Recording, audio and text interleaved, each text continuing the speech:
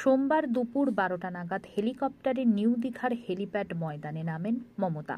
সেখান থেকে 116B জাতীয় সড়ক ধরে তিনি যান ওল্ড দীঘার অতিথি নিবাসে। তার আগে মন্দিরে যান তিনি। কিছুক্ষণ বিশ্রাম নিয়ে সন্ধ্যা নাগাদ পৌঁছাবেন জগন্নাথ মন্দিরে, এমনটাই খবর। বুধবার জগন্নাথ মন্দিরের উদ্বোধন। গোটা রাজ্যের নজর এখন এখানেই। ইতিমধ্যেই প্রাক মাঙ্গলিক অনুষ্ঠান শুরু হয়ে গিয়েছে। মঙ্গল ঘট নিয়ে মন্দির প্রদক্ষিণ করেছেন মহিলারা। জানা গিয়েছে 25 এপ্রিল থেকে সকাল সন্ধ্যা পুজো পাঠ হোমযজ্ঞ শুরু হয়েছে। এবং সমুদ্রের মধ্যেই তো আমাদের বাংলার সবচেয়ে বড় শান্তির প্রতীক নামধাম, যেটা শান্তি চৈতন্যদেব কত বছর আগে তিনি এই মন্ত্র নিয়ে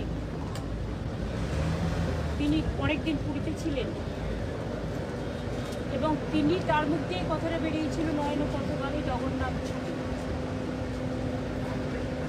দীঘায় যেহেতু একটা সমুদ্র আছে এবং সমুদ্রে লোকে বেড়াতে আসে, এখানে একটা তীর্থস্থান হলে পর্যটকদের আকৃষ্ট করে। আর আমি মনে করি যে দীঘা সৈকত সরণিতে যে জগন্নাথ ধাম তৈরি হয়েছে, এটা হাজার হাজার বছর ধরে বাংলার স্থাপত্য, বাংলার যে নতুন প্রজন্মের জন্য, পুরনো প্রজন্মের জন্য বা এখনও যারা আছে সবার জন্য নতুন একটা কৃষ্টি, একটা সংস্কৃতি, একটা সংস্কৃতি, একটা মিলিত হওয়ার, একদিকে আধ্যাত্মিকতা, আধ্যাত্মবাদ, অন্যদিকে সম্প্রীতি, সবারই আহ্বান, এইসব মিলিয়ে মিশিয়ে আমার মনে হয় যারা কাজটা করেছে খুব ভালো করেছে।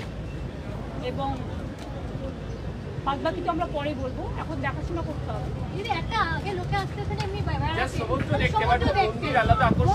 আকর্ষণীয় জায়গা, আমরা পরিচয়টা কি পাল্টে যাবে? দীঘার পরিচয় কি বদলে যাচ্ছে? না, দীঘার মন্দিরটা তো নিশ্চয়ই একটা অন্যরকম পাখা যুক্ত করবে পালঙ্কে এবং এটা উচ্চ শিখরে যাবে। এটা ইন্টারন্যাশনাল প্লেস অফ ট্যুরিজম হবে। কিন্তু দীঘার সমুদ্র চিরকালই। দীঘা আপনারা দেখেছেন আগে কিছুই ছিল, এখন দীঘা গেট থেকে শুরু করে সৈকত সরণি থেকে শুরু করে 7 কিলোমিটার ধরে বীজ তৈরি করা থেকে